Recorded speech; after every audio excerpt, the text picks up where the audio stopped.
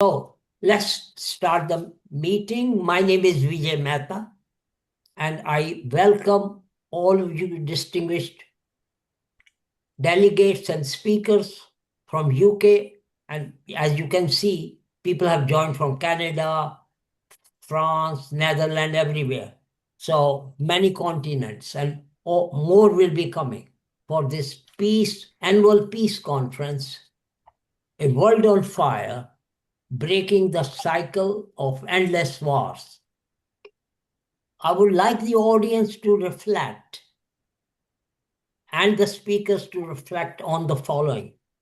Dear friends, at present there are more wars raging around the globe than ever before after the Second World War.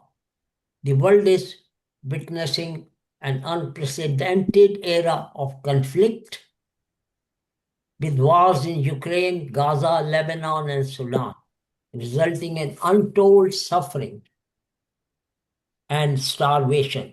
These crises have underscored the fragility of global peace mechanisms and have raised questions about the effectiveness of United Nations in preventing and resolving conflicts.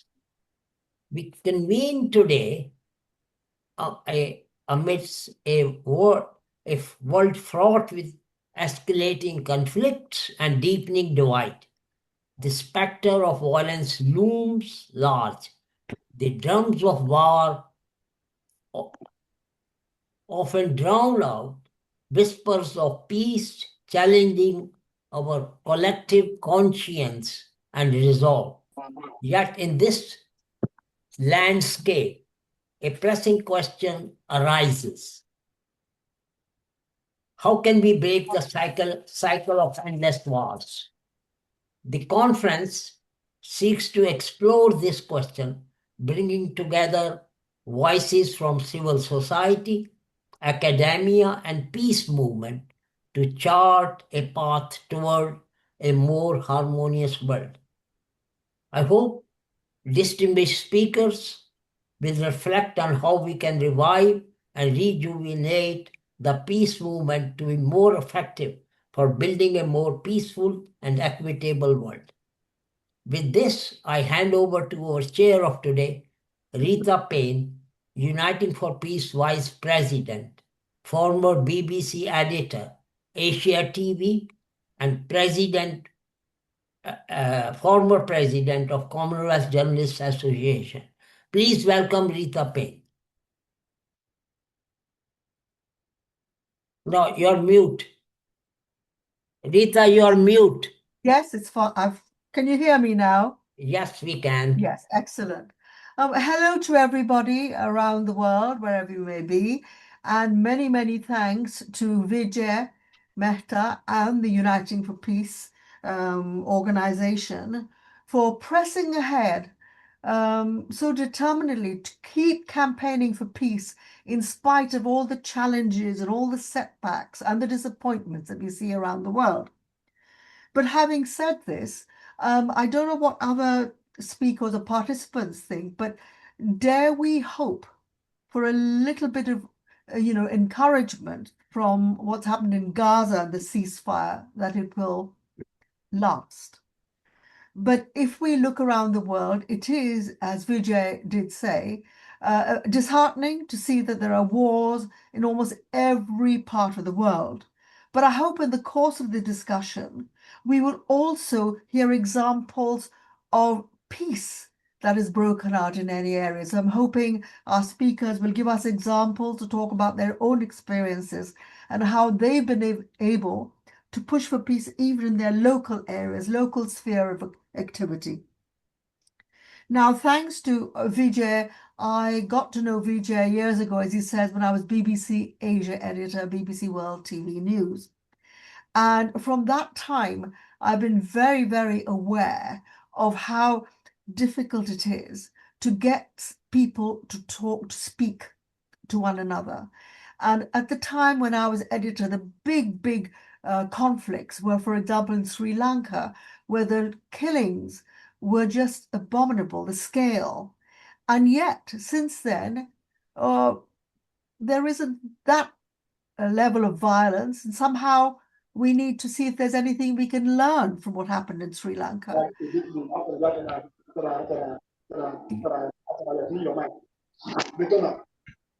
Okay.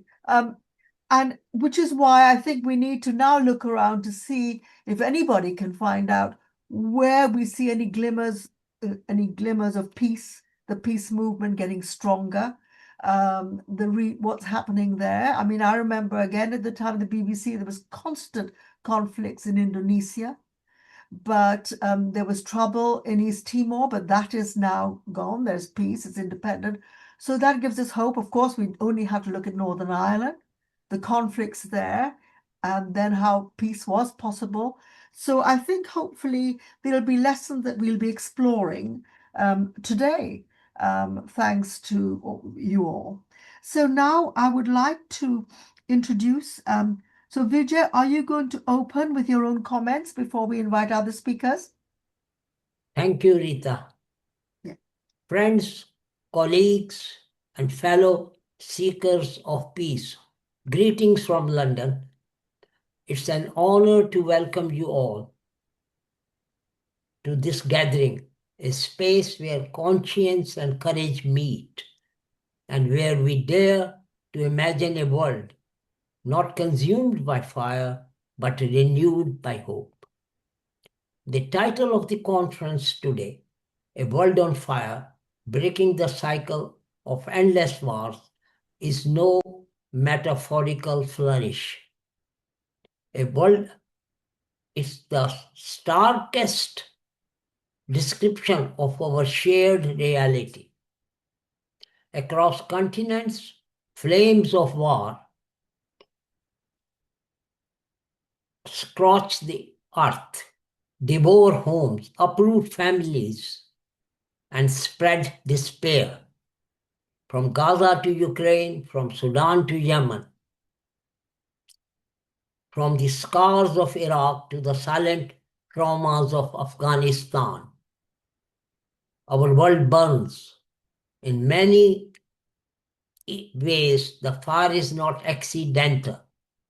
It is fed by greed, by nationalism, by the relentless pursuit of power and the machinery of militarism that thrives on human suffering for material gains and profit. But today here, we gather not only to lament the fires, we gather to ask, how do we break the cycle? How do we not merely put out the flames, but prevent the sparks from ever catching again? Wars are often justified in the name of security, democracy, and freedom.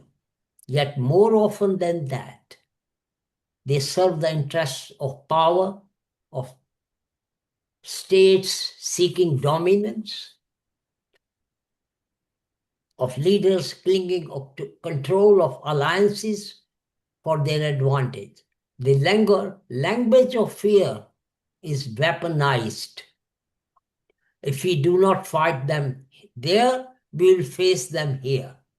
The narrative ensures that wars do not end. They only shift locations. The establishment, media, elites, politicians, military manufacture a climate of fear, constantly beating the drums of war. War is also a business. Military budgets, just that CIPRI report has come for 2025. Weapons contacts multiply, arms dealers flourish. And now in 2025, the military spending is over $3 trillion, the highest ever in the history. Imagine for a moment if even half of that was redirected towards education, healthcare, renewable energy, or global poverty eradication. But the arms trade is not only profitable, it's cyclical. Weapons are sold, conflicts are stoked, destruction ensues, and then weapons are sold again. It's a self-sustaining fire, a circular economy. Endless wars are sustained by narrative of us versus them. Such simplification flatten the evil, civilization versus barbarism. War is easier to justify when we stop seeing our opponents as fully human beings. The othering of people, whether by race, religion, or nationality, has always been the matchstick for war, and thus the cycle of fear fuels militarization, militarization fuels conflict, conflict fuels profit, and profit fuels propaganda. But behind these abstractions are real lives, broken, displaced, lost. Every war leaves graves that stretch across generations. Every war leaves scars in the psyche of children who grow up amid gunfire. Every year leaves ecosystems poisoned, cities uninhabitable, and futures stolen. Consider this in Syria, a decade of war.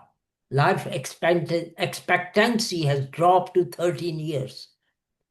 In Yemen, child dies every 10 minutes.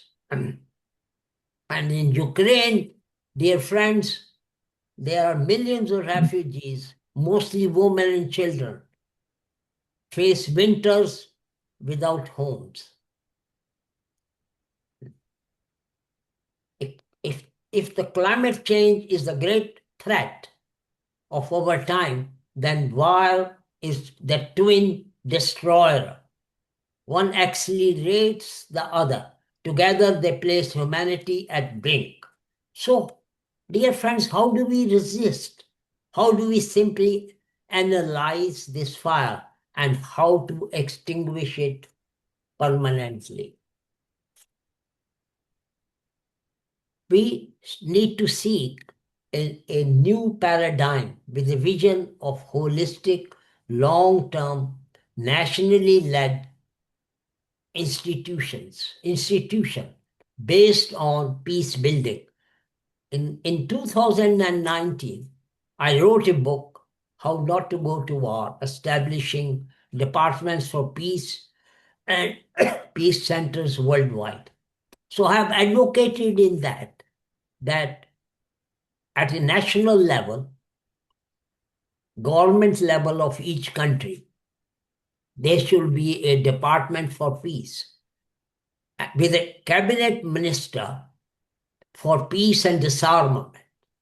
So who will promote culture of peace and non-violence approach, and also with dialogue and diplomacy to deal with conflicts.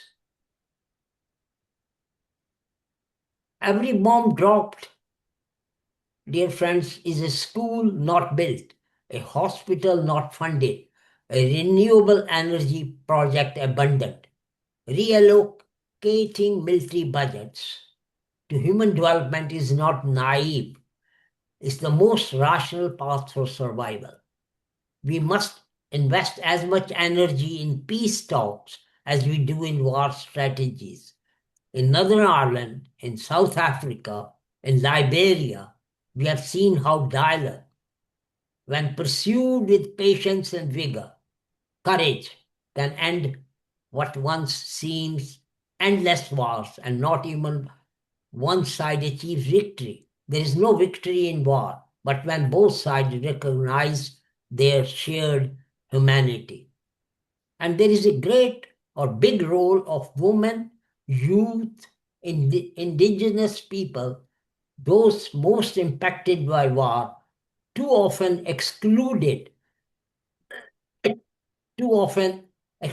from the peace table agreements.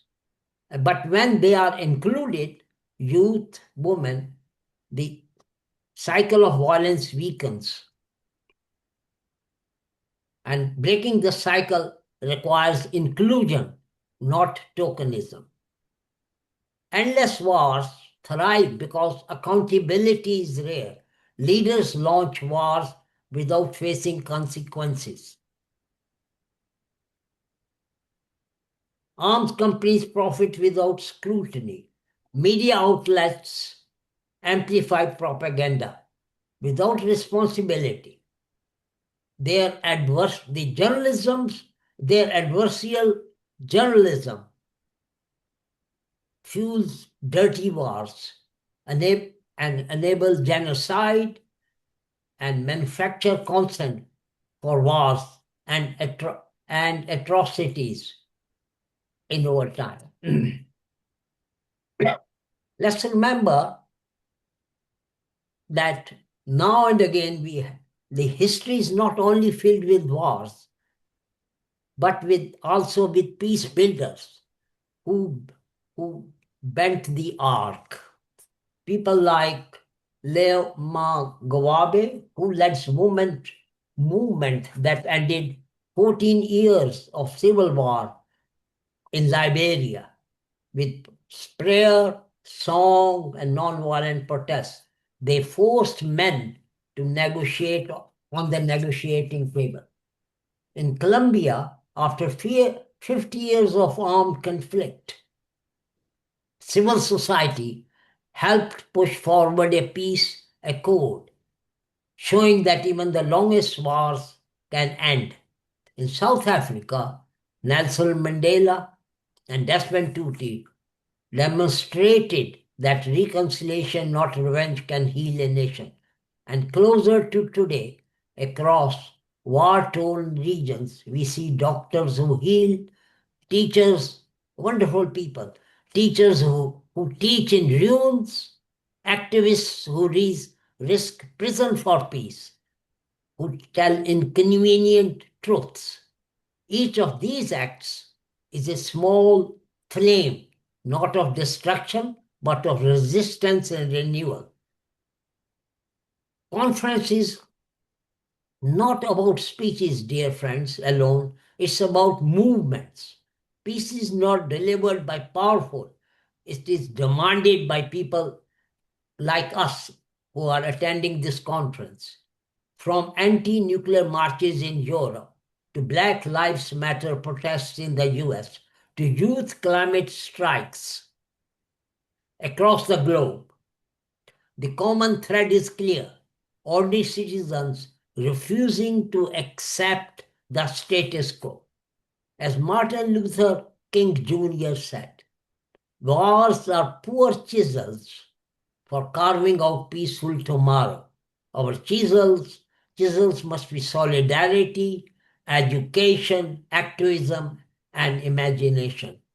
Friends, the world is on fire, but fire can be contained. Fire can be extinguished, and fire, when transformed, even give warmth and light. We are not powerless. The cycle of endless wars is not fate. It's choice, and choices can be unmade. Let this conference be more than analysis. Let it be a spark that ignites a global movement to reclaim peace from the hands of profiteers of war, a spark that reminds humanity of a deeper calling, not to conquer, but to coexist. And let us remember the words of the poet Pablo Neruda, who once wrote, "You can cut all the flowers, but you cannot keep spring from coming." The wars of today are brutal, but they are not eternal. The fire may rage, but spring will come if together we choose it. Thank you. Thank you very much, Vijay.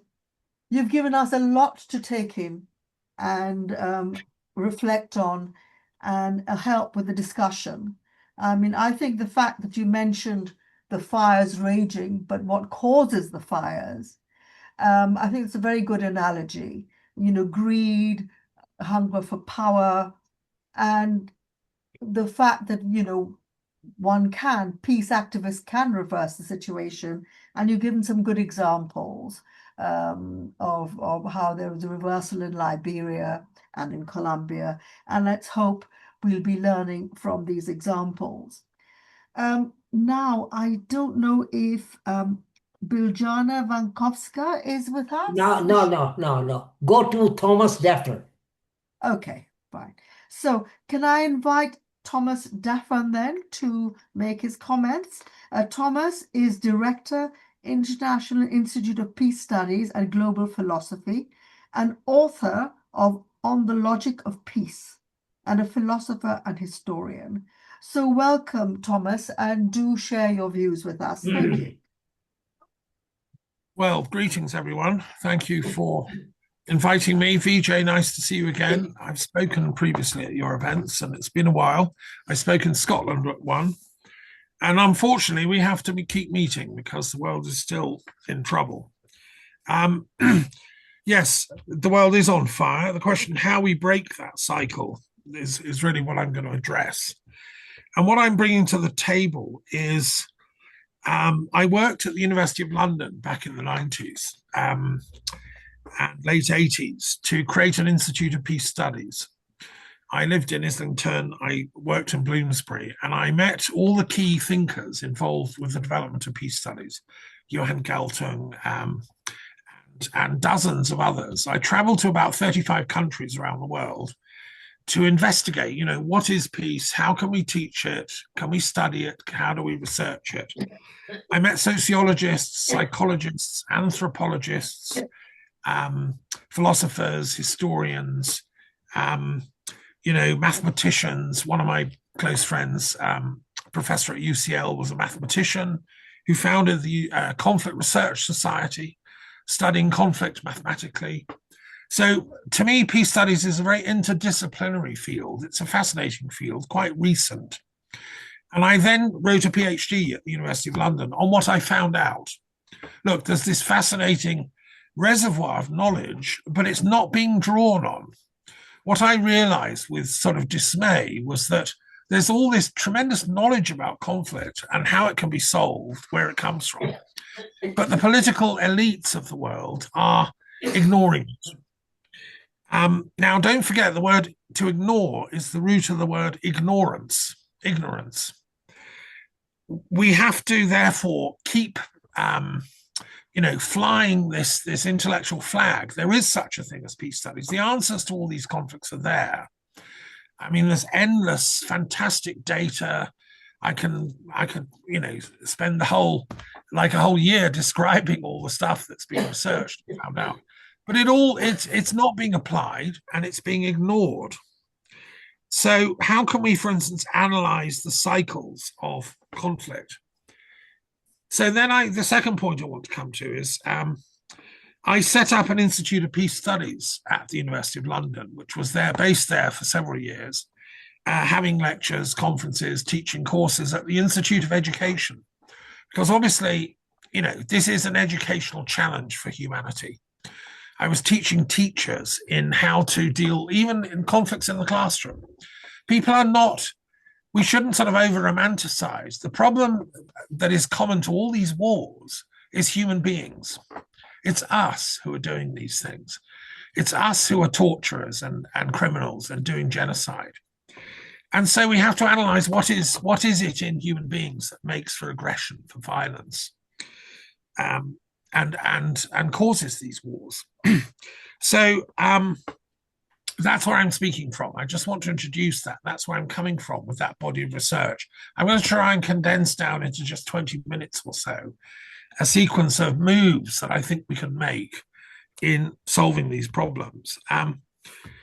Back in the 1990s, I was also setting up an organization called Philosophers and Historians for Peace, which is my peace activism. The one is my kind of peace scholarship, my academic stuff. But I'm also an activist. I believe, like Fichte, that thinking is also an activity.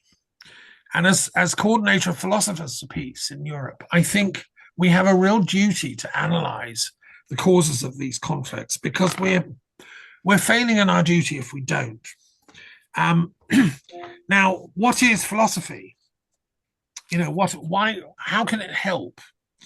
I just want to remind people, philosophy is really about healing. The founder of the term philosophy was a Greek Phoenician called Pythagoras in the 6th century BC, who said, "I've not come to teach, I've come to heal." Philosophy is about therapy. And the greatest philosophers, Socrates, Plato, Aristotle, and all the rest of them, and I'll mention others, saw their work as reconciling conflicting ideologies and ideas. We all are full of ideas that are all in conflict within ourselves. How do you calm that down? How do you bring inner peace to our mental universe? That's where philosophy starts. Now, how you do it is you have to use reason to analyze the causes of conflicts and violence. So philosophy is very much about contacting reason, which in Greek, by the way, is the word logos. The logos behind things is the inner meaning, the essence of something. And in my PhD on the Cold War, I ended up studying East-West conflict and the search for peace from 1945 to 2001. And I ended up coining this concept of transpersonal history. It's a unique new thing. Combining the insights of modern transpersonal psychology, which is Jungian thought, Ken Wilber, people that say that history is more than just external conflicts, economic conflicts, and so on. It's about the search for meaning, the struggle for meaning. Vijay rightly said that the conflicts in the world are struggles of narrative. We call it cognitive warfare is going on.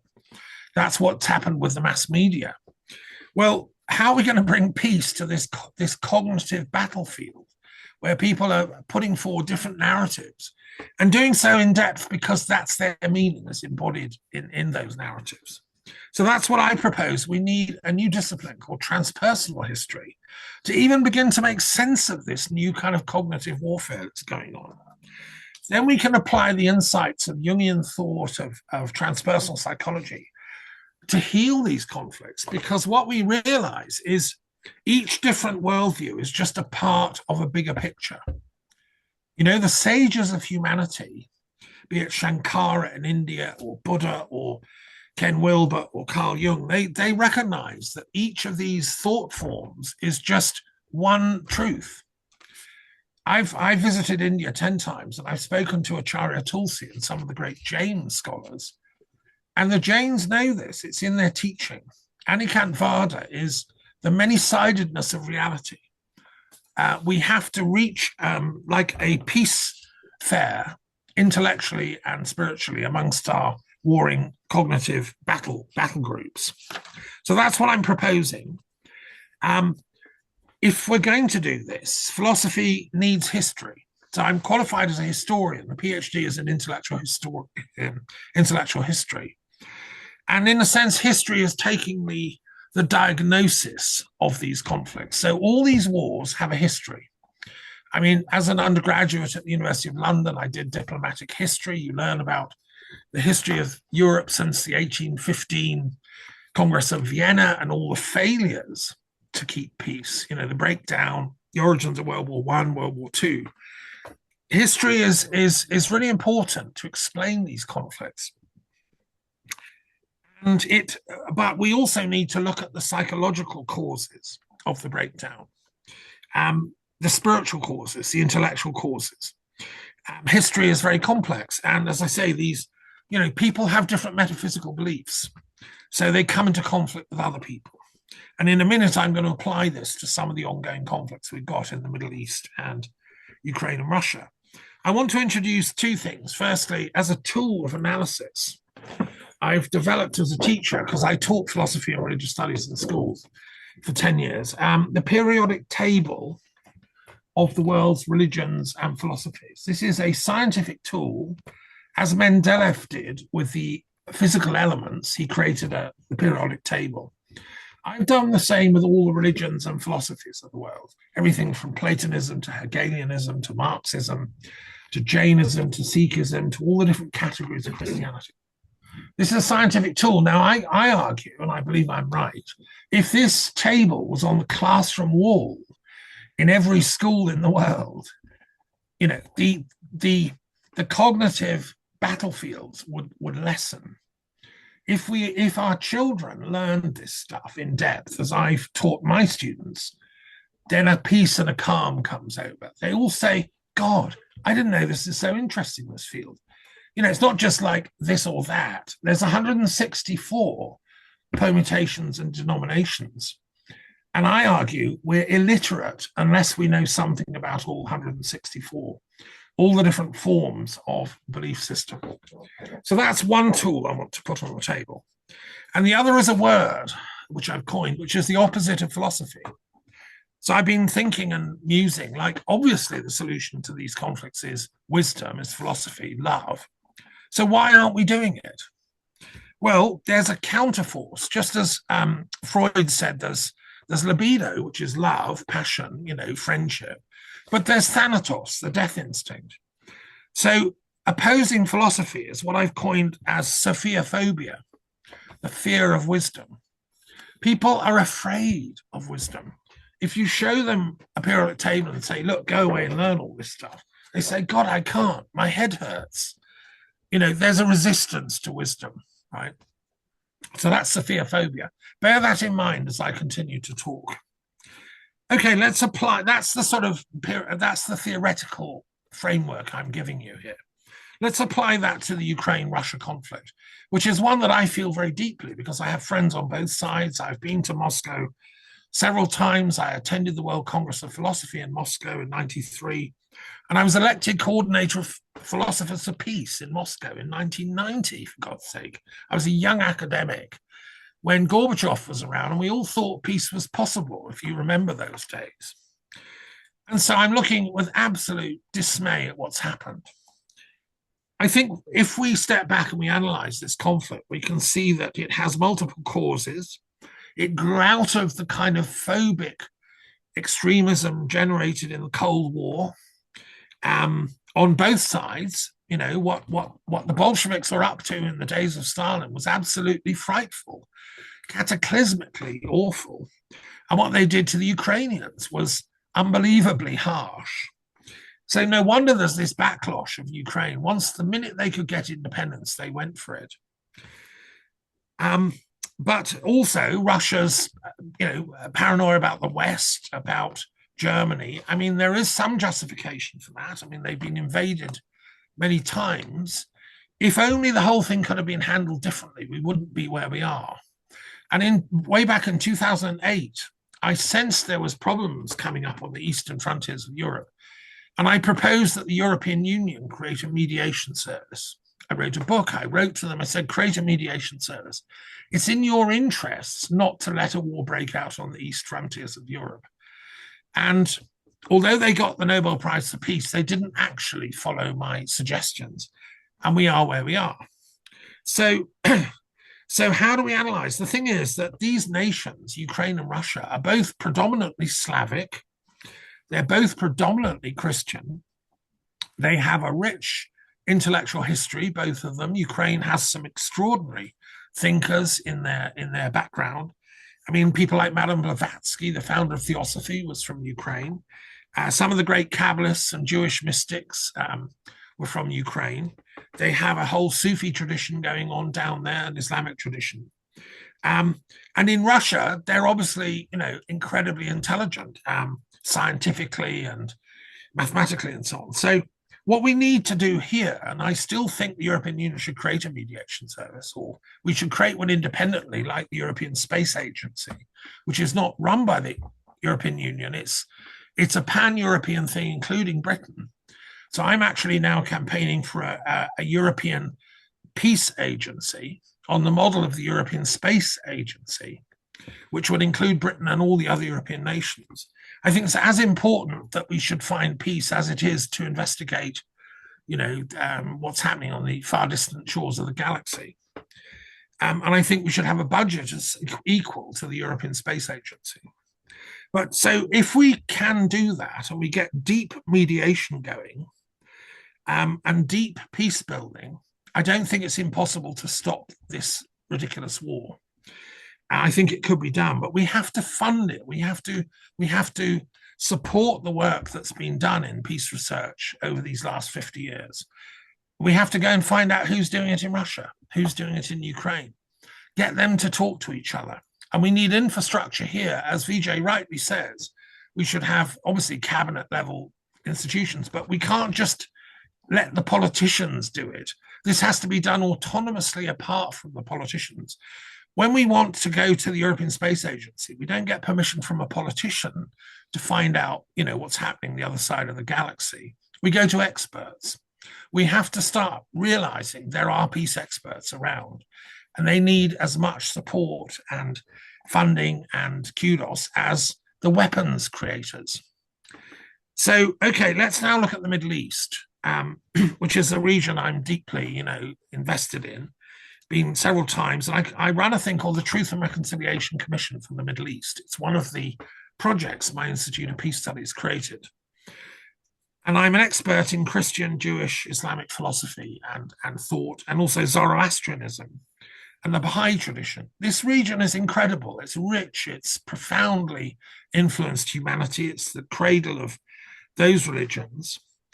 And why on earth can't we get these people to make peace? So I've been working on that single-handedly for the last 15, 20, even 30 years. And I can announce here with absolute, pleasure that the peace is already there between them. The greatest thinkers of, say, Judaism have promoted and canvassed for peace. I want to mention Maimonides here, who was accepted by all Jewish scholars and rabbis and sages as the greatest of Jewish intellectuals. Now, he was a polymath from Cordoba in the south of Spain, which I visited many times. He spoke Arabic. He wrote in Arabic, because in his day, Arabic was the lingua franca of the area, of the whole Middle East. Everyone spoke Arabic. And if you wanted your work to be taken seriously as a scientist, you wrote it in Arabic. You obviously spoke Hebrew and other languages, but his working language was Arabic. And he was a fan of Aristotle. He realized that to get wisdom and reason, you had to go back to the ancient Greeks. So he went back to Aristotle and he found the tools of rationality and logic. He wrote on logic. He was also a medical doctor. He was a doctor of Saladin, and he lived in Cairo. So if you look at Maimonides, then we say, okay, so where's the Muslim equivalent of this? Okay, there's Ibn Rushd, also from Cordoba, who likewise commentated on all of Aristotle's works. He was the greatest philosopher of the Islamic world, and he's still revered to this day. It was the Arabic scholars of Baghdad had translated Aristotle into Arabic. And that's how it came back to Europe, because a lot of these works had been lost. So there is a tradition in the Islamic world of philosophical scholarship which realizes peace and reconciliation are preferable to war and violence. And in the Christian world, the equivalent would be Thomas Aquinas, who was also a great scholar, studied Aristotle in detail. He combined his biblical knowledge with Greek logic and Aristotle, and he provided the kind of canon which is still regarded as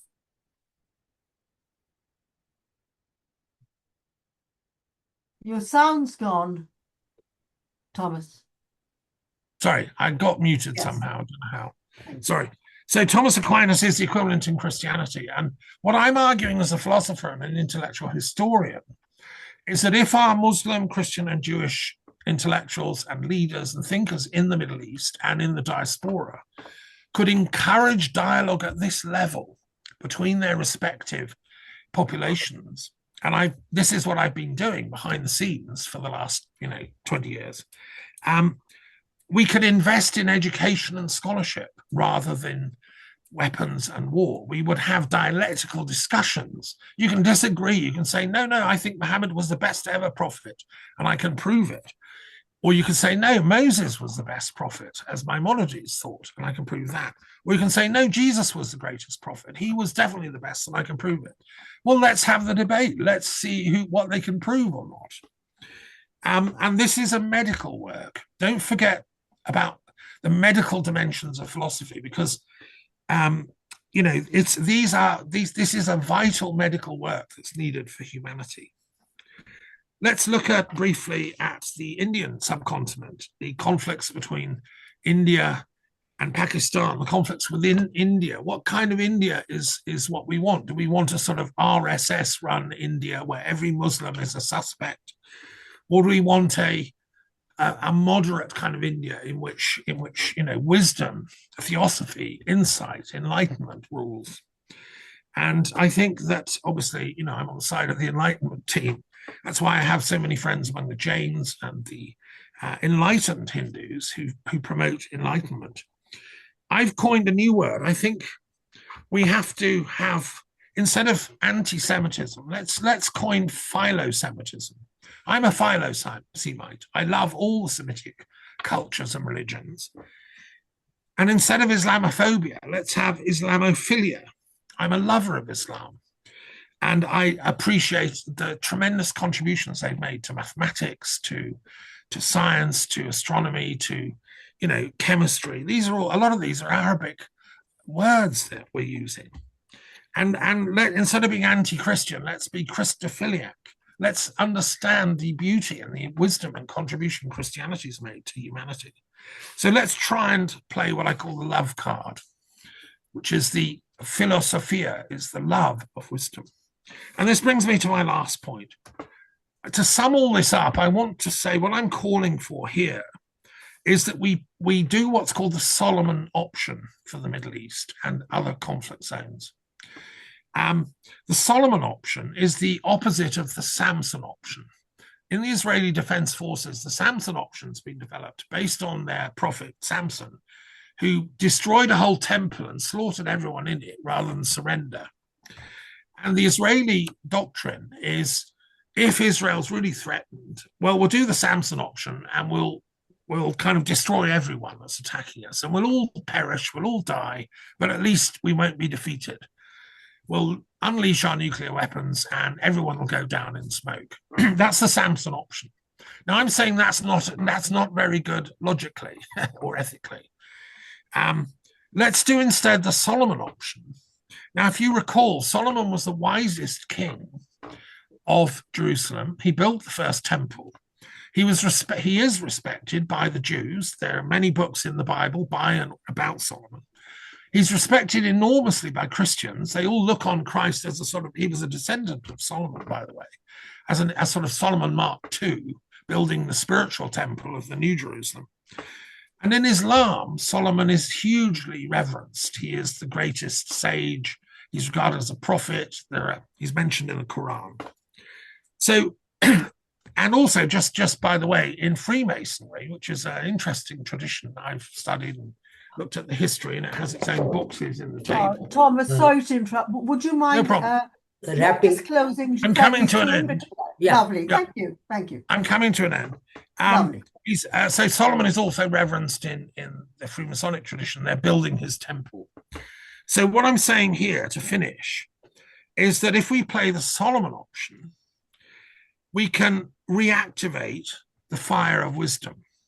So this is symbolized by Moses' burning bush, the flames of the burning bush, by the fire of the Holy Spirit in Christianity, and by the fire of the lamp in the Quran, which is referenced. And in other words, we can't put the fire of wisdom out. What we have to do is channel it, reactivate it, and push it in the direction of peace. And that would be that's my kind of formula of ending these wars and these cycles of wars, by applying wisdom and love. Thank you very much. Thank you very much, Thomas. I mean, you've amazing range of experience and knowledge. There's so much to take in, the Sure. importance of philosophy. So thank you very much indeed. And hopefully in the question and answers, we'll be able to get a bit more from you about practical action points. But that has been absolutely fantastic. Thank you. I'm not sure who the next speaker. Rivera soon. She's here. Oh, you're here. Welcome, Rivera Sun. Lovely to see you, ready to join us. So a little bit about you. Rivera Sun is author of the Dandelion Insurrection, Ari series, editor, Nonviolence News, program coordinator, campaign Nonviolence. So delighted to have you with us, and please do tell us what your views. Thank you. Welcome, Rivera. Well, hello everyone. Thank you so much for having me with you today. It sounds like you've been having a very rich and interesting conversation already, and I'm happy to get to add to that. I work with a project called Campaign Nonviolence, which is run by a nonprofit called Pace e Bene, which is Italian for peace and all good. It grew out of the Franciscan tradition, but works largely secularly and interfaith, both at once. We work to popularize and mainstream all things nonviolence. It's a big task, but we do everything from working with children around better conflict skills. So how do they handle their playground disputes? All the way up to nonviolent movements for social change. So when we grow up, how do we handle our playground disputes? All the way up to the ideas of civilian-based defense and how nation states can use nonviolent struggle to protect and defend themselves. Our viewpoint is that conflict is inevitable. We're humans, right? How many of you are humans here? Hopefully all of us. Right. We see things differently. We have disagreements. We have wants and needs that are in conflict with one another. So we're always going to have conflict in our world. What we can change is how we handle those conflicts. And our viewpoint is that nonviolence is a wealth of tools, practices, policies, structures that help us deal with direct and physical violence, that help us deal with systemic and structural violence, things like poverty, things like racist policies, inequalities between men and women, militarization and militarism, and then also cultural violence, as Galtung put it. This is the beliefs and the attitudes that give rise to the policies and practices of structural violence that then cause the physical and direct harm that is physical violence. So it's a tall order. There's a lot to do in our world. We have so many opportunities to transform this. What we see is that within all of this, nonviolent action and nonviolent struggle is a powerful set of tools for humanity to replace armed struggle and prevent, stop, halt, and transform wars in our world. So in our work to track and document nonviolent struggles around the world, we notice that actually nonviolent struggle is the fastest growing replacement for war. It's actually making war obsolete, as the Dalai Lama audaciously said, and costly to human lives and even on dollars and cents in comparison to nonviolent movements. Now, this sounds outrageous, right? Absolutely crazy. But if we look around the world in the past few months, we have seen mass, largely nonviolent movements for social justice arise in Indonesia, Bangladesh, South Korea, Sri Lanka, Kenya, Nigeria, Philippines, Hungary, Slovakia, Georgia, France, Mozambique, Uganda, Argentina, Madagascar, Timor-Leste, Ecuador, Morocco, Serbia, Peru, Brazil, and Greece.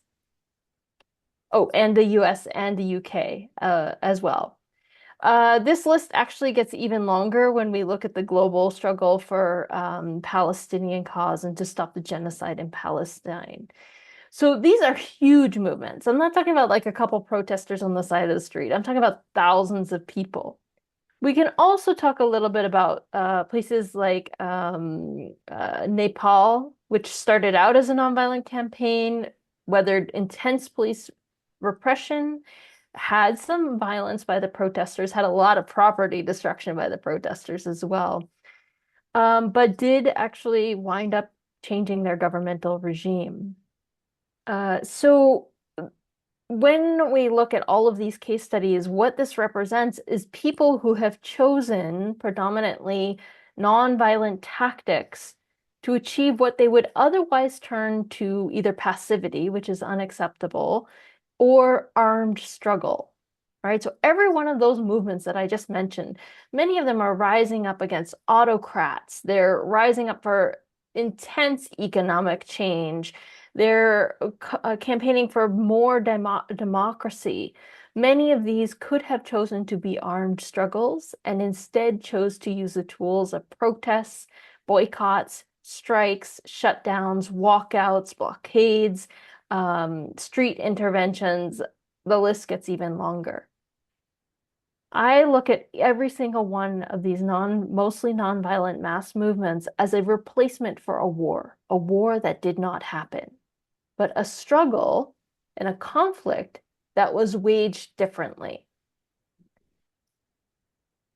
We know from looking at history that the list of countries and nations throughout history, some from the 1920s and 30s and 40s onwards to the 60s, and of course the 80s and 90s, an immense period of change up till today, we have seen numerous countries overthrow dictators, end authoritarian regimes, oust military regimes, replace them with democracies through the use of nonviolent action, including in Chile, Liberia, Pakistan, Bolivia, South Korea, Yemen, Thailand, Lebanon, Malawi, Sudan, Tunisia, Cuba, Colombia, Benin, Mali, Peru, Serbia, Georgia, Haiti, El Salvador, Guatemala, Latvia, Lithuania, Estonia, this list goes on. Several of these countries have had multiple nonviolent struggles to get rid of dictators.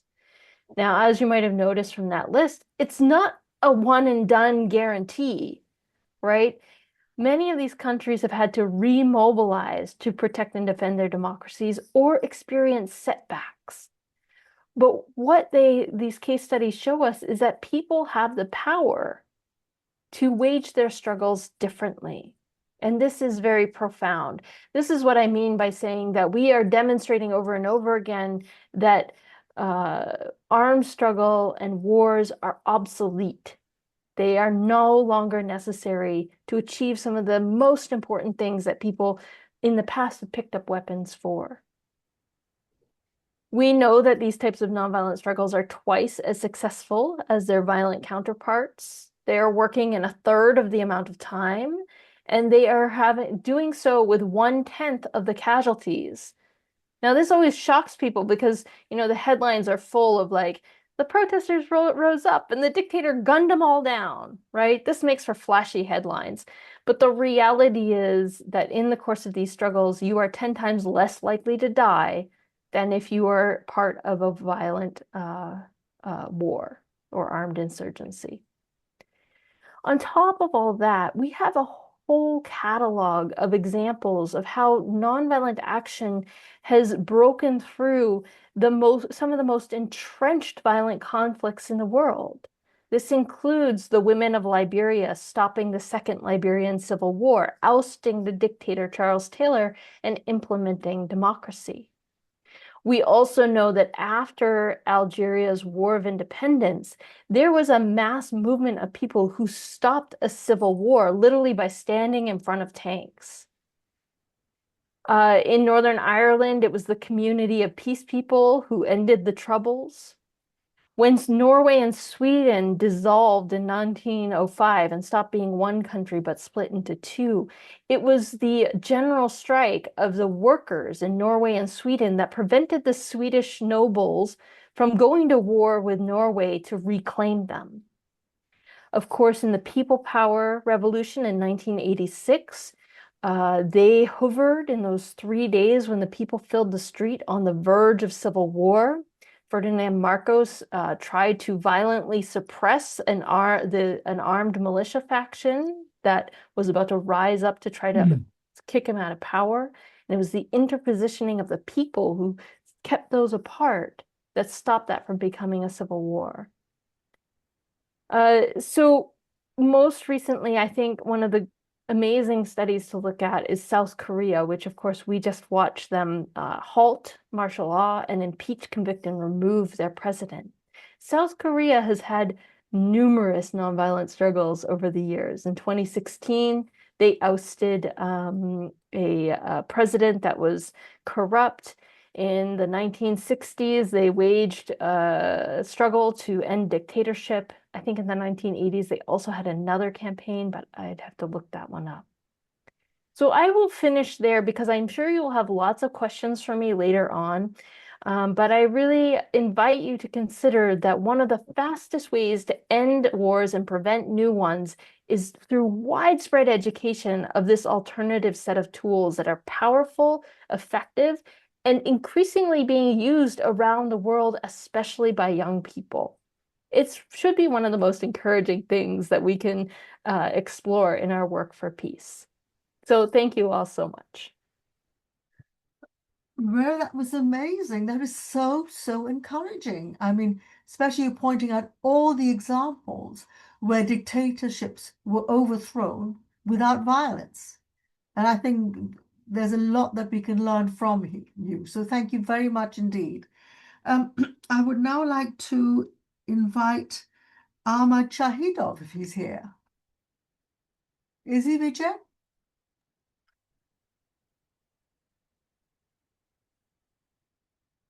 No? I am here. Oh, How are you? hello, welcome. Nice to see you. Excellent. So Thank you. I hope you heard what the others have said, and it'll be interesting to hear both your views and what they said and what you yourself, your own thoughts on peace and what we can do to end all these fires, as Vijay spoke about.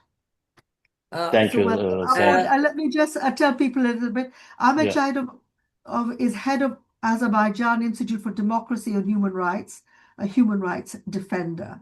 So it'll be very interesting to hear what is happening in your part of the world. Thank you, and what we can learn from that. Thank you. Thank you, Mrs. Payne, dear colleagues and friends. First of all, I do thank to Mr. Mehta to organize such important event as he used to do it many, many years. And it's a pleasure, my pleasure to join you today. And I speak to you not as a politician or diplomat, but as you mentioned, I am a human rights defender from Azerbaijan, someone who has witnessed both war and peace in my country and who believe that real peace must begin with human dignity.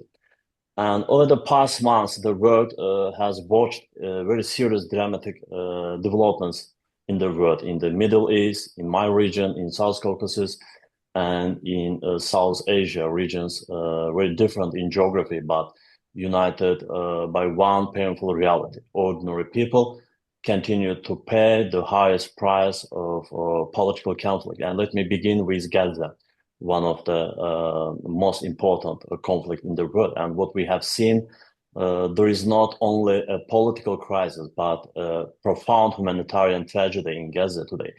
Thousands of innocent civilians have lost their lives. Unfortunately, families have been displaced and entire communities have been destroyed in Middle East, and hospitals, schools, and media offices have been destroyed. And as a human rights defenders, we cannot stay silent when civilian life becomes collateral damage. And the recent ceasefire achieved through the diplomatic efforts of the United States of America and with the support of Qatar, Egypt, Turkey, and other countries was, of course, an important humanitarian step, but it stopped because it stopped immediate bloodshed. But as we know, a ceasefire is not peace, and peace requires more than silence of guns. It requires accountability, it requires justice for victims and guarantees of civilian protection in the future. And it requires full access for humanitarian aid, which is very important for civilians in Gaza, in Palestine today, and the safety of journalists, doctors, and other social workers. And there are not political gestures. There are obligations under the international law, especially UN Convention, Geneva Convention, and the United States under the President Donald Trump's leadership.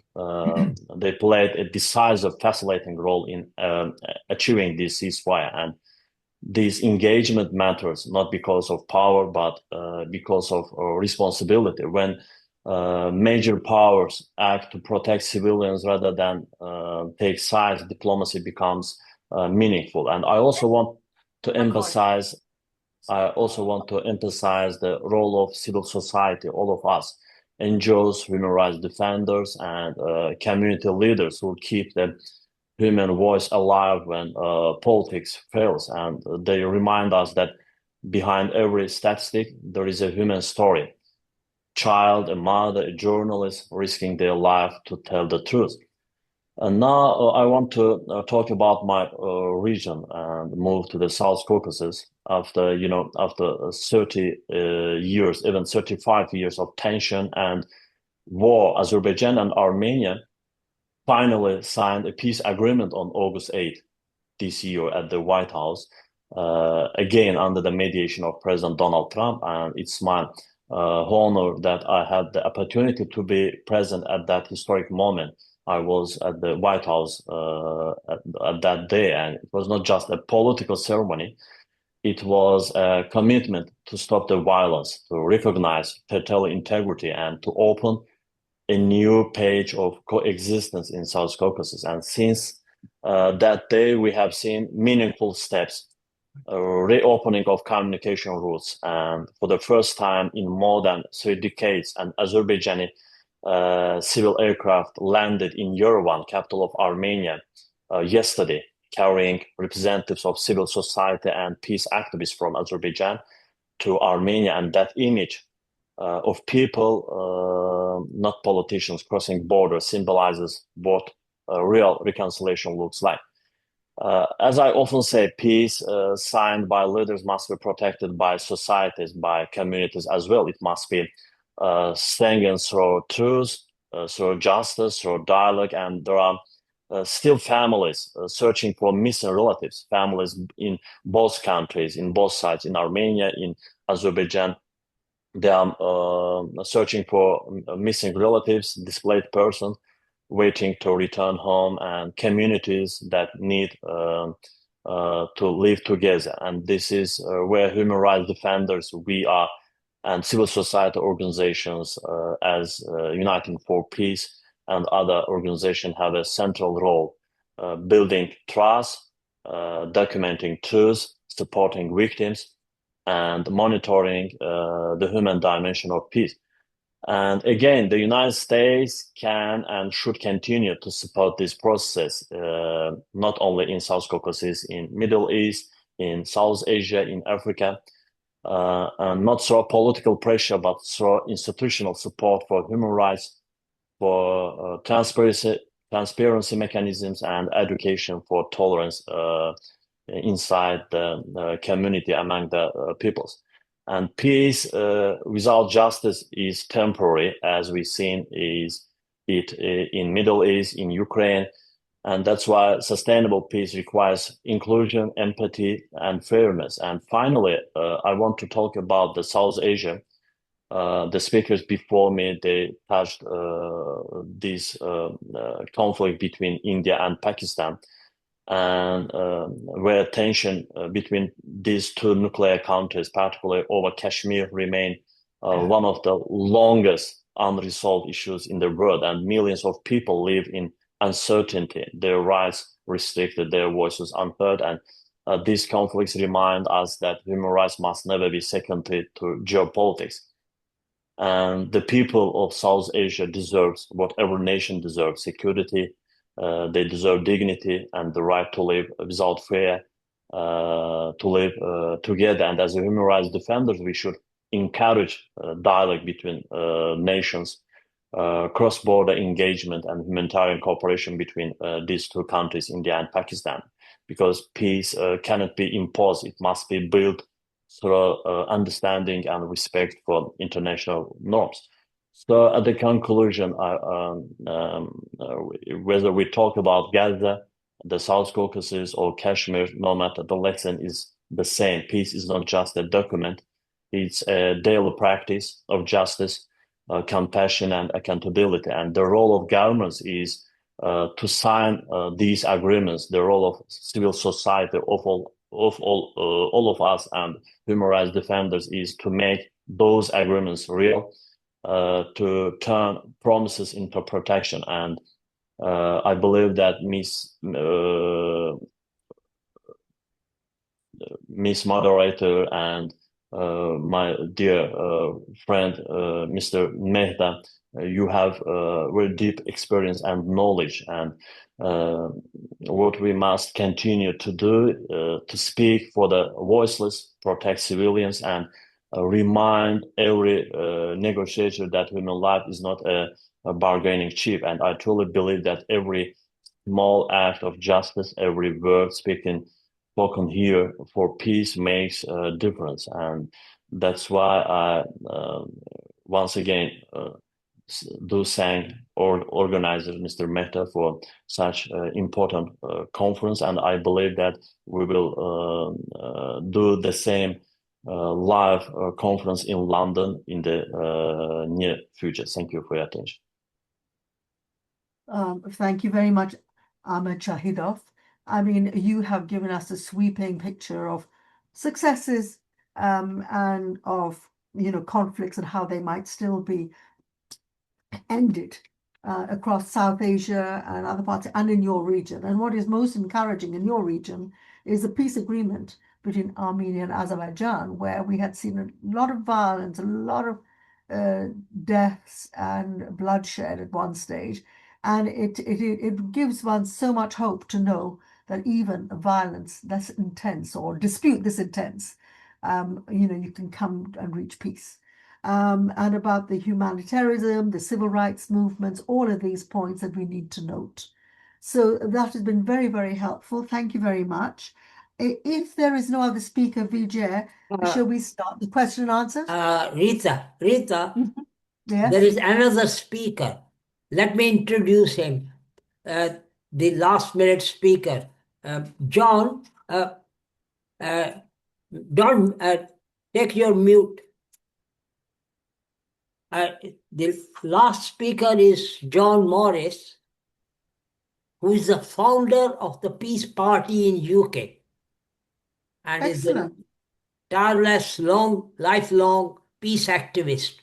Please welcome John Morris. Welcome, John. Excellent.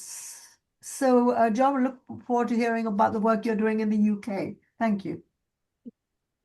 Yes, it'll be slightly more restricted than that, because a couple of weeks ago I came across an article by David Swanson, who's one of the leaders of World Beyond War, who we have heard on the sorry, I was hearing some interference. And he produced an article asking 5 questions that we should ask ourselves before we support any use of any military. The first one of these is it worth the support being given in the long term to the war machine? And of course, there's a lot of possibility to the answers to that. Supporting the war machine when there are alternatives to doing so means gratuitously supporting the single biggest impediment to global cooperation. The single biggest waste of badly needed resources. The single biggest destroyer of the natural environment.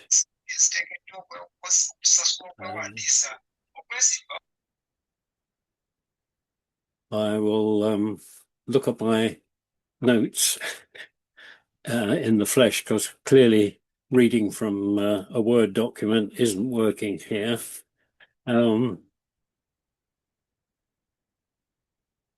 Sorry, just a moment while I get myself organized. I think I'd better sign out now. I'm not being able to do what I wanted to do, was to read this important article by David Swanson as part of his work that he's doing at World Beyond War. I was also then going to go on and talk about the questions that come up when we consider what is meant by the just war. But I won't be able to do that, I'm afraid. And then I was going to look briefly at the I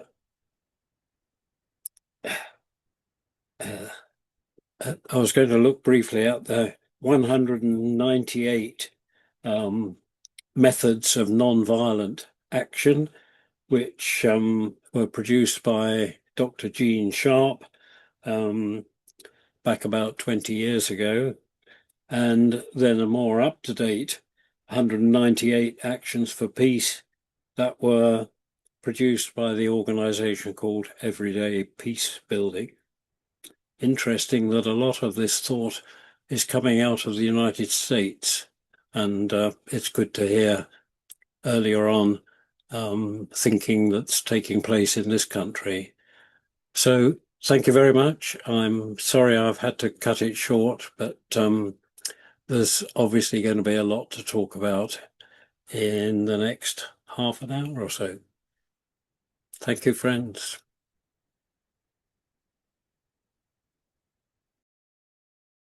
Ah,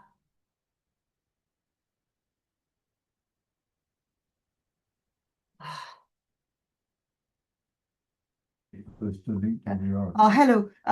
If you can hear me now, John, would you like to post any links or any other information to all Yeah. of us? Yeah. okay. Do we have Yes, I anybody have else? the links. No, I'll Lovely. post So you them can on share chat. that. That would be brilliant. Thank you very Okay. much. now you can open up for question Yes, I was just answers. gonna ask.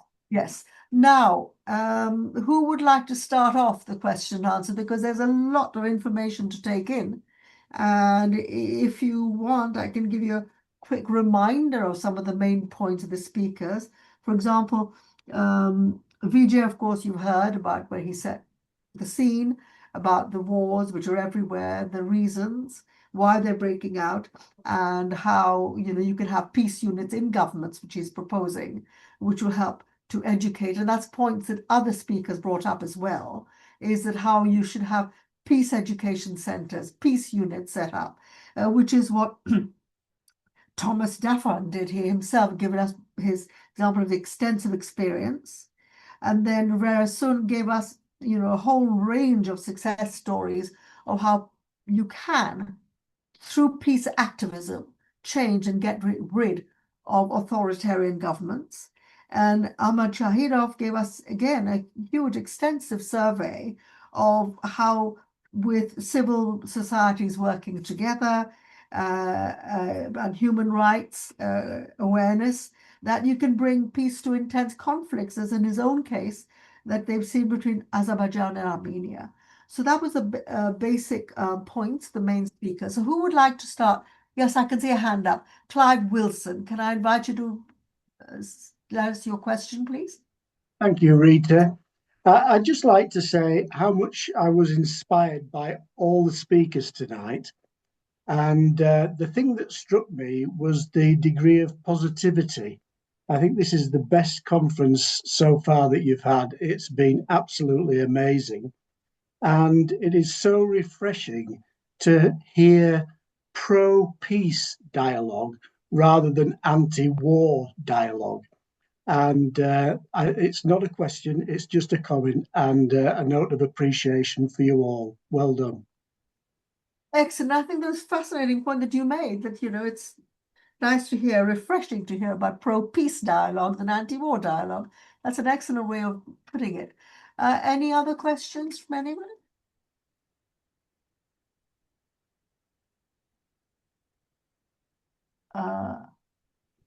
Is there? I can't see. Can you see anyone, Vijay, Barney? There's questions in the chat. You can see them. Please continue. I'm looking at the chat to see anyone who's asking question. Yeah, there aren't any. I think Marilyn has got her hand up. Marjolin, we've got Oh, Marjolin. Marjolin. Yeah. Okay, all right. Thank you, Welcome. Rita. Yes. And I Hello, and also nice to see you, Marjolin, instead of just seeing your email address. Welcome. can you see me Yes. Yes. and hear me? Okay, Yes. thank you. Well, I also would like to thank Vijay for organizing this wonderful conference. It's always inspiring to attend your conferences. Well, we just concluded that education is very important. So we have to share knowledge that as many people as possible know what's happening in the world so that they can form their own opinion about things. And I would like to ask Dr. Thomas Daffern a question on what's happening in outer space. You raised the subject a little bit. You talked about the European Space Agency, and then you mentioned European Peace Agency. But I would like to ask you if you can elaborate a little bit more on that topic, because I think not many people are aware what's now happening in space. And we all need to know more about it if we want to influence it with our public opinion. Fascinating question. So, Thomas Daffern? Yes. Right. Well, thank you for the question. So just to say, the world spends billions of dollars, billions of pounds on space exploration. I mean, I'm an amateur astronomer. I love Carl Sagan's Cosmos series, and I find the universe absolutely fascinating. I see we have Isaac Newton on this call. He's one of my heroes. I believe that we should be as excited by knowledge and science as we are in the stupidity of building weapons to kill and destroy each other. So my proposal is that we get people to realize that peace is a really, really fascinating science in its own right. Very complex, hyper complex. It involves mathematics, it involves all the humanities, all the arts disciplines, all the scientific disciplines. So I think we need to impress this upon our political leaders, because they're supposed to do what we want. We live in a democracy. I'm glad to see we have somebody who started a peace party on this call. We need more peace parties. So I discovered recently, I was doing some research. I don't know if you know this, but the European Space Agency, which has a budget of billions, including all the European countries and the UK, they've built a telescope in somewhere called the Lagrange location, which is it's a place that's the other side of it faces away from the sun constantly.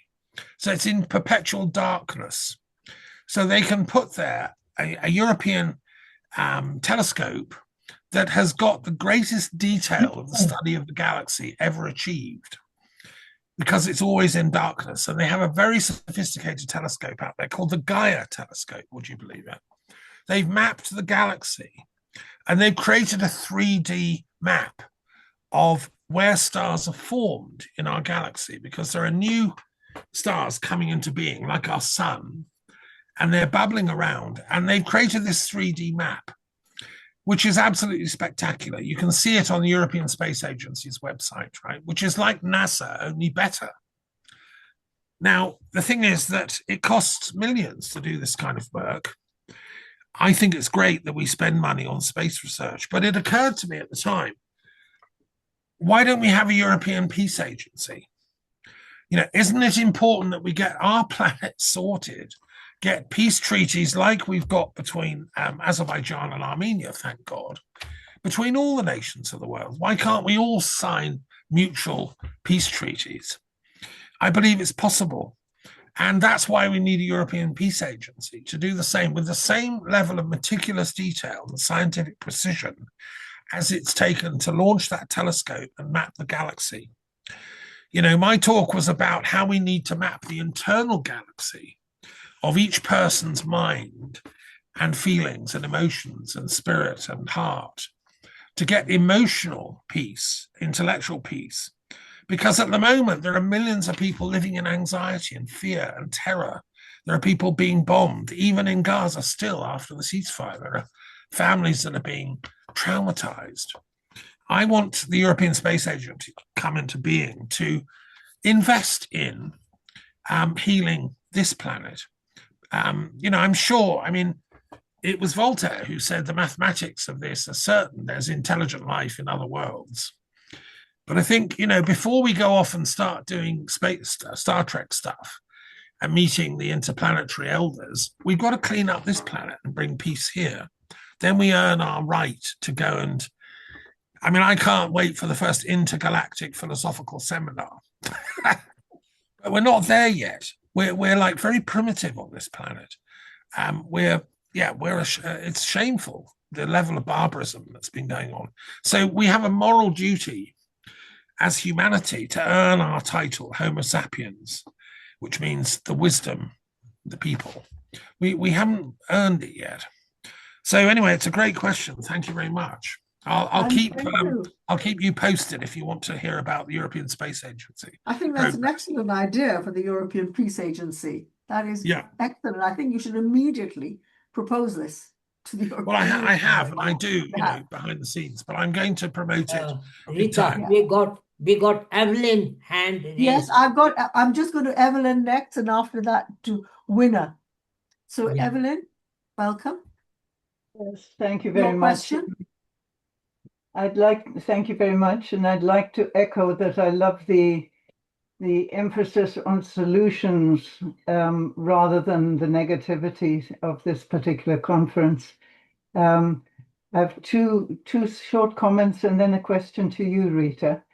My two short comments are, I am always uncomfortable when the UN is globally criticized for not promoting peace sufficiently, because I think it would be more constructive in any mention of that to recognize the elements of UN work that are going to support positive peace. If we think about the health and environmental and agricultural and every other sector of society that would have contributed to even more conflict without the UN, I believe we shouldn't focus only on armed conflict. My second point has to do with, in this world, in this changing world where the Western or the Northern, and somebody very rightly said there's a North and South world in every country, so I'm using that carefully, but in the previous way we've lived, it's been Northern experts rushing to the South to bring peace or to support. And I believe in the breakdown currently of that sort of Northern domination and more move to decolonization, in fact, there is a chance for very creative, on the ground, hitherto unrecognized traditional peacekeeping processes that are coming to the fore. So anyway, that was just my two comments.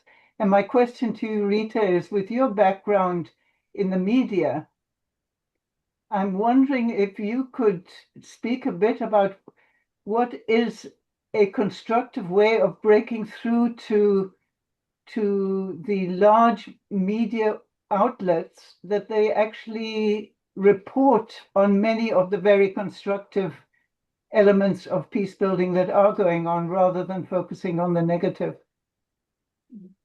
Unfortunately, there is this saying about the media, in that, the editors would say, if it bleeds, it leads. Sadly, because basically the media is trying to get readers, eyeballs, so they'll get the most dramatic, which often happens to be the extremes, conflicts. Now, when I used to be with BBC, I tried to break away from this. Because if you notice in every media, it's all in debate because the compromise, the middle ground, doesn't make news. It's not, exciting. And that is a problem in how we can break through. But I think we can see that in, for example, the coverage of what's been happening in Gaza, because, the search for peace became paramount there because people could no longer bear to see the extent of the suffering, dying children, etc. And that sort of thing brought peace to the forefront. And I think that's probably what made Trump decide to go full tilt into promoting peace, although we may have questions about him wanting it basically to get the Nobel Peace Prize. But with Ukraine, I was heartened to hear from somebody that there are contacts between Ukrainians and Russians, and we need to see more of that. And I agree with you, the media needs to highlight this. So maybe we can encourage people peace activists who have examples. For example, we saw in Azerbaijan and Armenia, to highlight these and send it to the news editors, media, and say, look, we've seen negative level.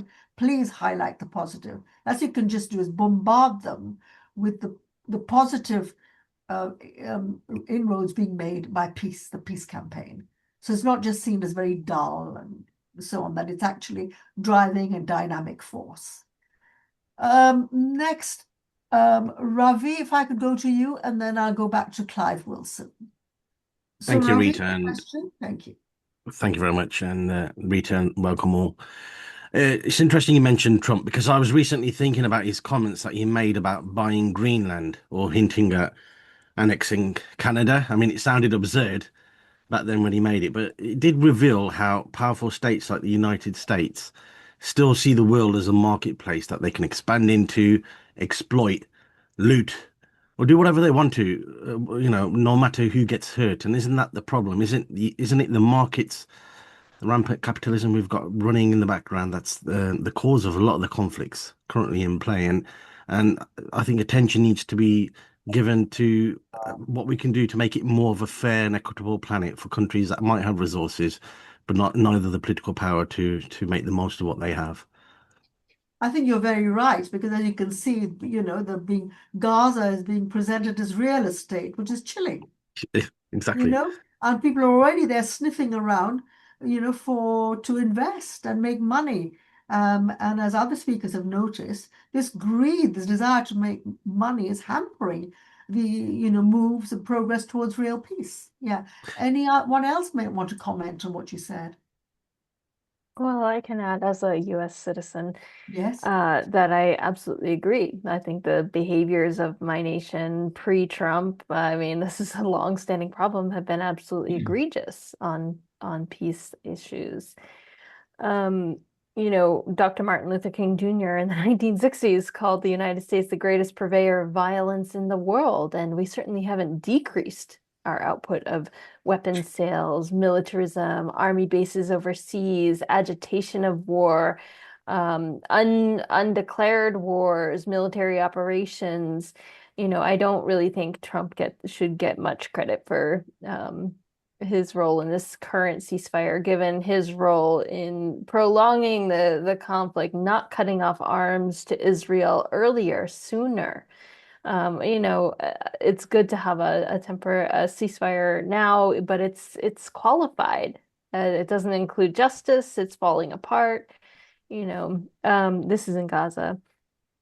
So yeah, I do think that Ravi is correct. The attitudes and behaviors of the United States are a major problem for the entire world, and that's one reason why, when Evelyn was talking about the Western society, the Northern societies learning from the global South, when you look at the field of nonviolent struggle, that's who we're learning from. The nonviolent campaigns across Africa, across Latin and South America.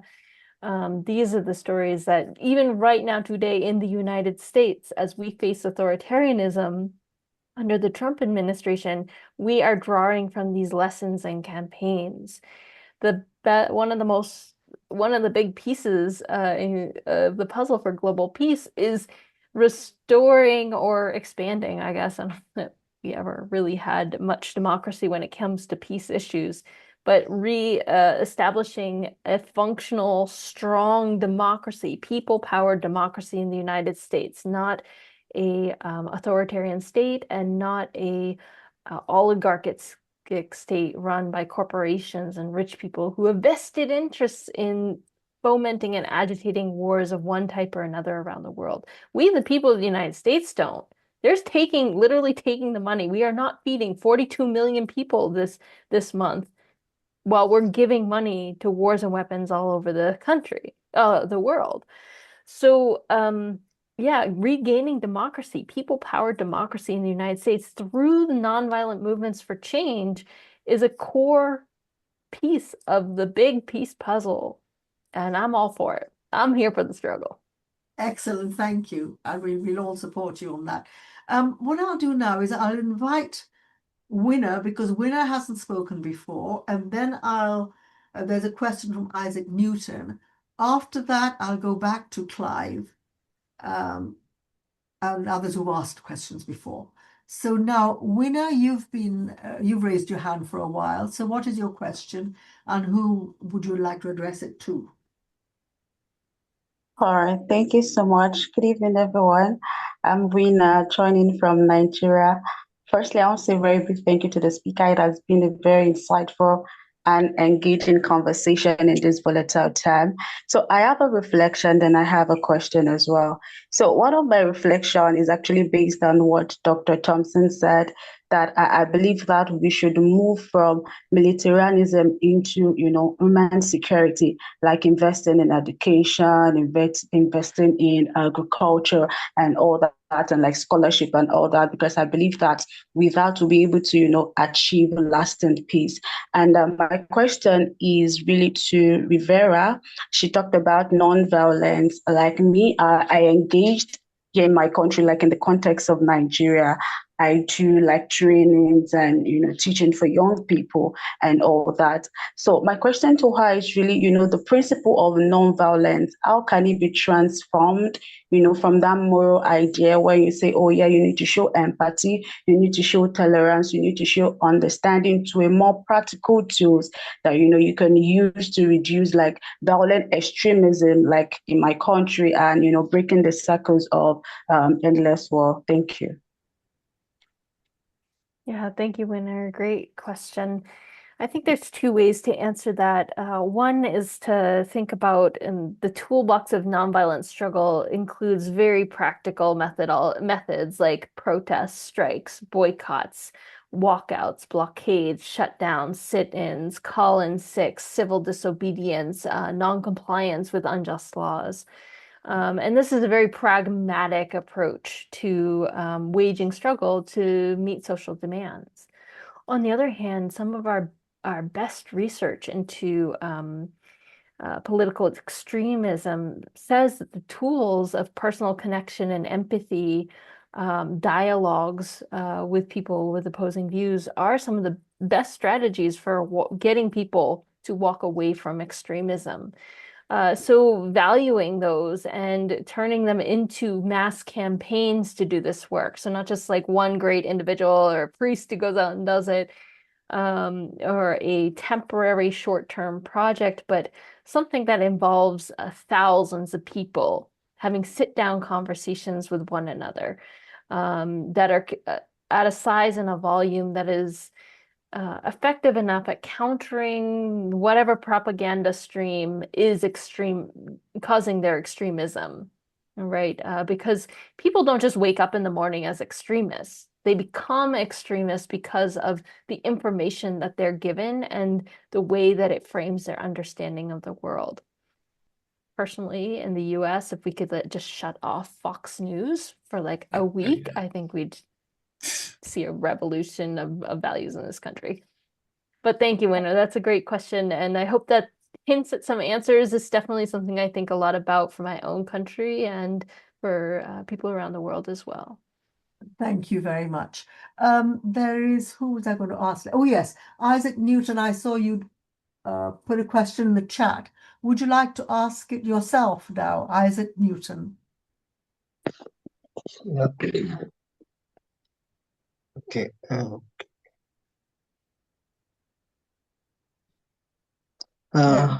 Yes.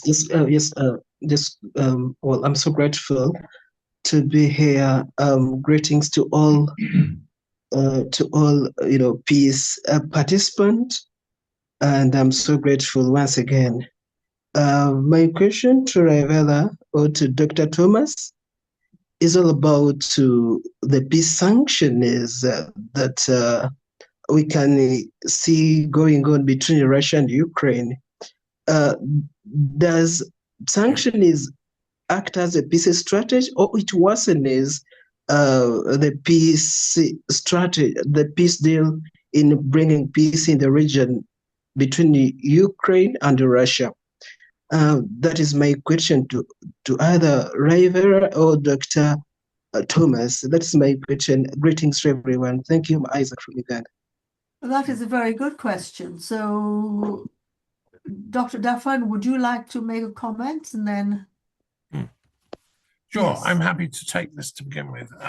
Thanks for the question, Isaac.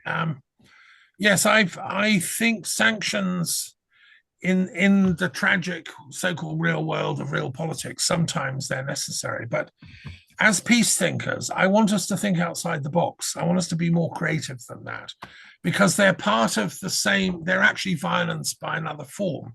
Think of the sanctions that were put on Iraq after the first Gulf War and the numbers of people that died because we cut off all medicines and stuff. This was a form of violence. It was killing people. And the sort of the sanctions that Israel has put on Gaza ever since Hamas got elected into power, that's a form of violence, isn't it? So I want to go back to the concept of positive sanctions. Those are negative sanctions. You've done something bad, so I'm going to punish you. I'm a great fan of Danilo Dolci, who was a Sicilian peace activist, like the Gandhi of Sicily, who invented the idea of the positive strike, the positive sanction. So if something is wrong, you don't just sort of sit down and protest. You do something positive about it.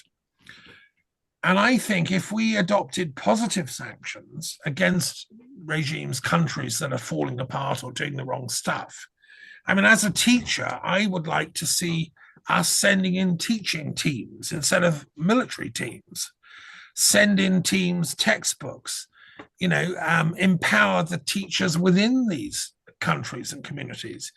That would be a positive sanction. We should be investing. Instead of blocking medicines, we should be sending in more medicines.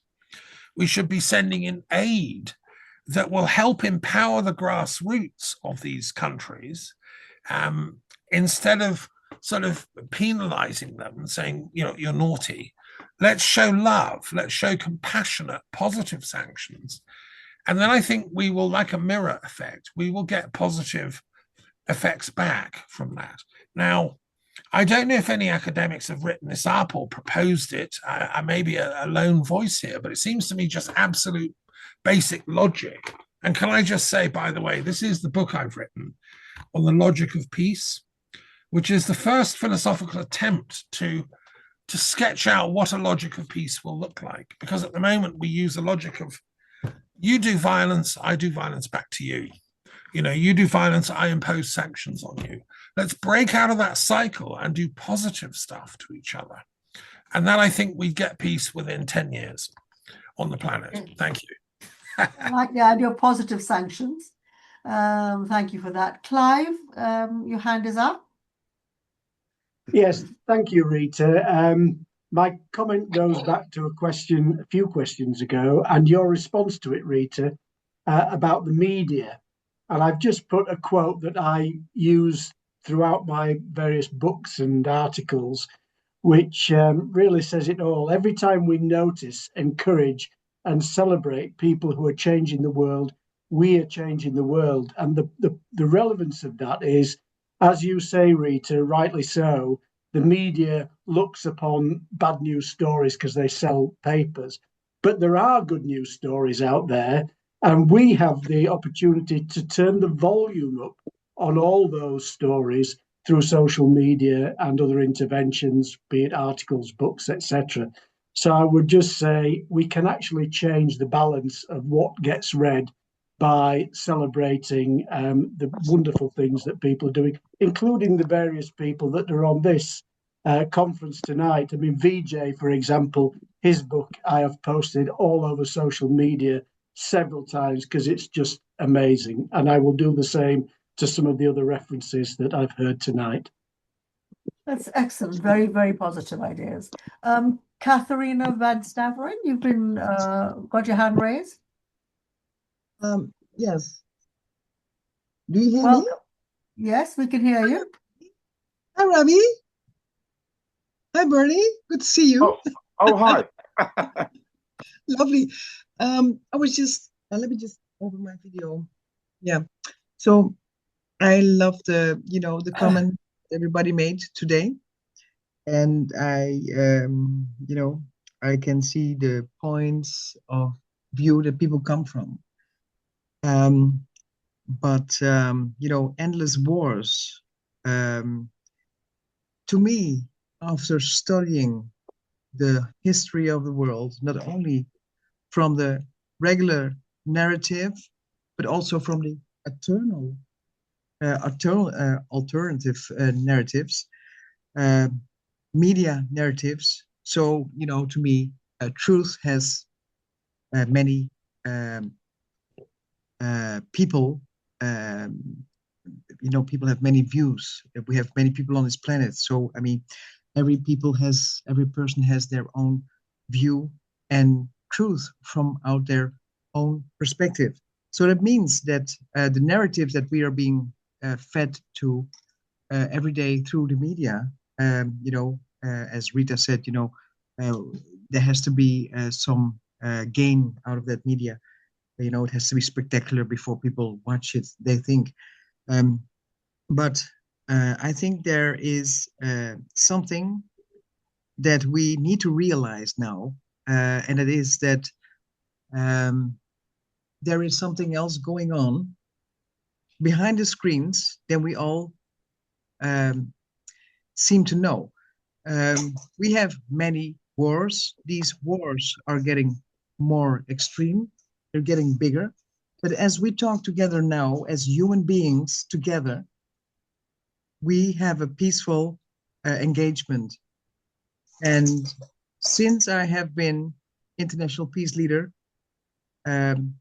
appointed by the International Peace Leader Institute, and have been I hold many functions, international functions on peace, I have been gathering a big network in many countries, also from people who are in war, like from Palestine, from Israel, from Sudan, from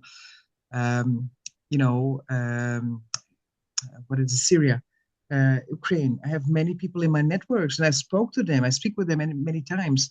Like, what is happening in your area? Why is it that you have these wars? Why is this happening? And what they said to me, all of them, equally, was that we don't have any influence on the war that is going on in our country. And we don't care if other people, we don't mind if other people,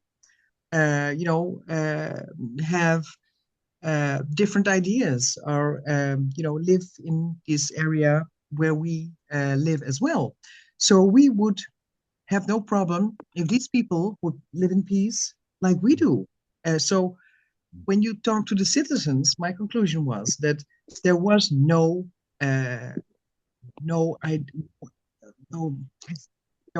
idea of war feelings at all in those areas. So that brought me to look at different perspectives and different ideas. And then on a certain point, I realized that coming from the information from all over the planet, reading this and studying this, I saw that violence and wars is not a human, a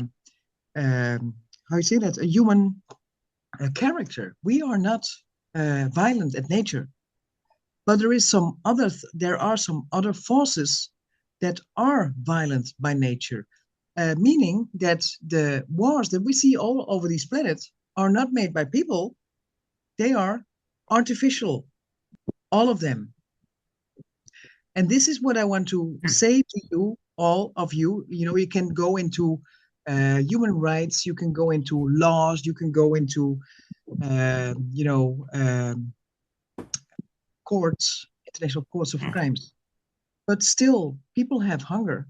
People are in war situations. People, you have human trafficking on a big scale on this planet, so big that we cannot realize. And we need to, wake up and see behind this whole scenery that we are being, that is presented to us, that there's something else going on that we cannot really see, but it's there. So wars are artificially made by, I think, a little group of people with a lot of influence. And we have to go and realize that we have to go to a different stage of, accelerate our mindset to that perspective, because we cannot understand that people will fight to each other, but there is, I think, a level that we cannot grasp that is, ruling our planet. Katerina, can I ask you a question? Of course. Could you just speak just a little bit about the role of young people, because it's their world. Of course. It's at stake. Would you like to just talk about that for a minute?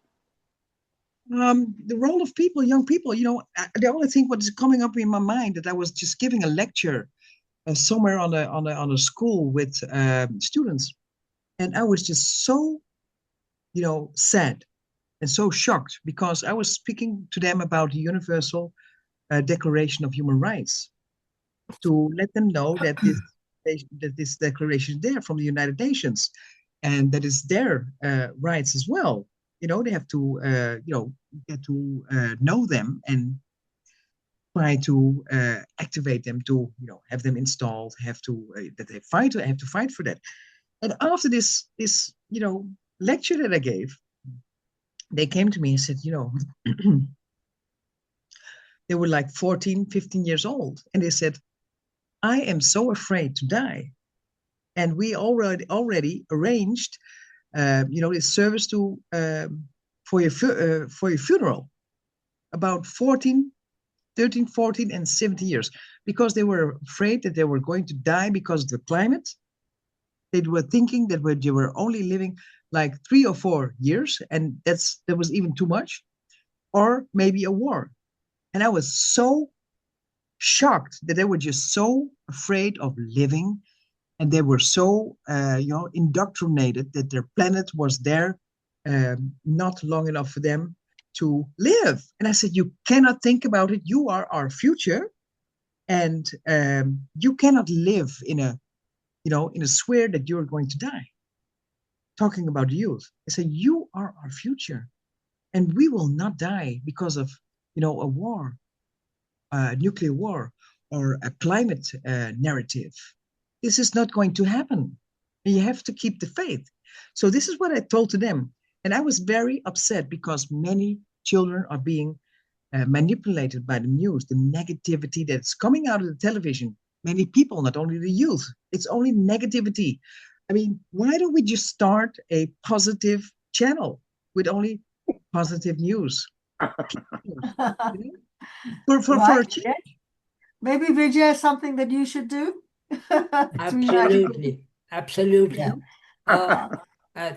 Thomas, I can see Thomas' hand up, but Thomas, we only got about 5 minutes. So I'm going to be very I'm quick. going to give you 2 minutes. Okay. And I very have to quick. take 3 minutes. I just wanted to respond to Katerina's point. Excellent. Because this question of, are there dark forces out there manipulating humanity? I mean, Zoroaster said years ago, yes, it's called Ahriman.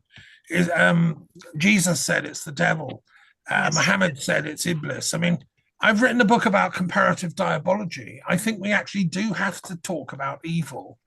And we do have to talk about dark forces, but in 2 minutes we can't do it justice. But as a philosopher, I'm very conscious of the need to have that conversation. And I'm taking part in a conference called Interfaith Eschatology on December the 14th, talking to Muslim and other intellectuals in the Middle East. And we'll be discussing this, in detail. So if anyone wants, an invite, just contact me. But Okay. thank you, Katerina. Let's be in touch. Okay, Thank thanks, you. Very Thomas. quickly, just to say, there's been so much positivity from all the speakers that I think once you have a video, Vijay, we should really circulate it as widely as Yes. possible, all of us, I- to our I will- contacts on social I will media. certainly do that.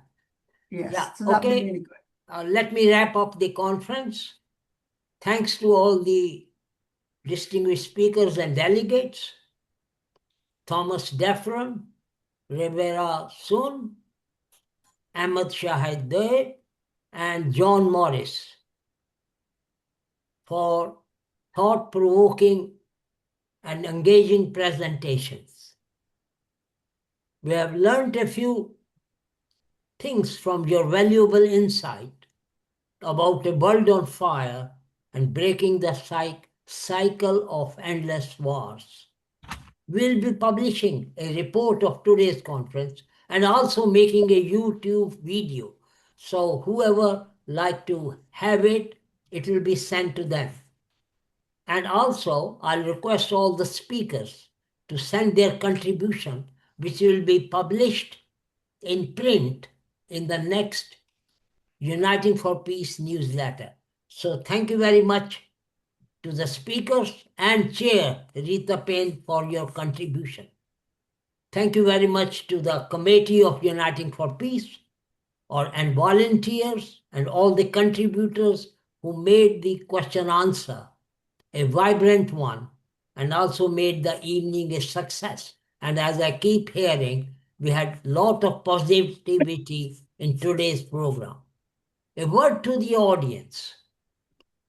I appreciate your tireless efforts in promoting and building a culture of peace.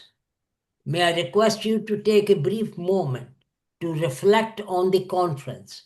If you have been inspired by what we are doing, then engage, spread the word, inform and inspire others of the good work Uniting for Peace is doing.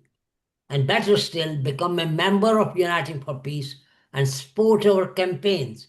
And we are counting on your generous support. Thank you, all of you, for joining us this evening, activists, thinkers, and philosophers. We got a philosopher in the house today, and change makers. You have been a great audience. Thank you very much for being here today. We hope to see you again at our next event. And let me energize you before you all go or leave the meeting by two sayings. One is from Margaret Mead.